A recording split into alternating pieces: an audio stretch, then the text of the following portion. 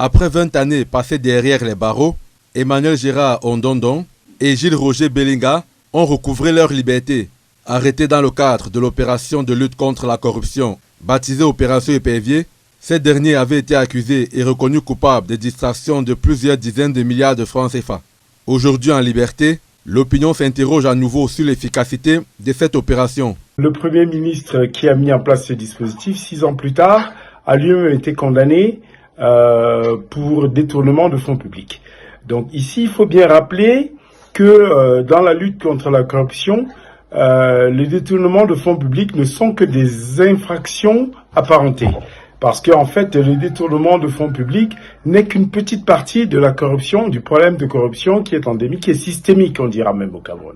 La libération de ces personnalités de la vie d'observateurs est l'arbre qui cache la forêt d'une opération qui manque de clairvoyance, car le gap entre les arrestations, la restitution du corps du délit, les peines et les relax est immense. Jusqu'à présent, les résultats sont mitigés parce que selon la Chambre des comptes, plusieurs centaines de milliards ont été restitués. Les coupables les plus importants, dont les ministres et les directeurs généraux, quand on cumule les fonds qu'ils ont prélevés à l'État, on est à plus de 1000 milliards.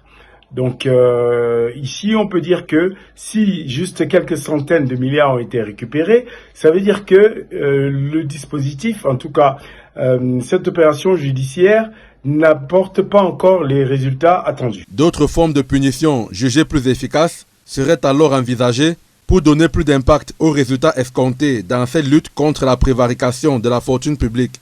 Enfin, qu'on mette en place également de façon effective les travaux d'intérêt général. Parce que ces personnes coûtent très cher en prison, souvent il faut les soigner, parce que ce sont souvent des personnes pétries d'expérience, parce que ce sont souvent des personnes qui savent comment on peut démasquer tout ce dans quoi ils sont tombés, parce qu'ils ont exploité un système qu'ils maîtrisent parfaitement. Aujourd'hui, anciens ministres, anciens directeurs généraux restent encore incarcérés dans le cadre de cette vaste opération judiciaire et que d'aucuns ont qualifié de règlement de compte politique.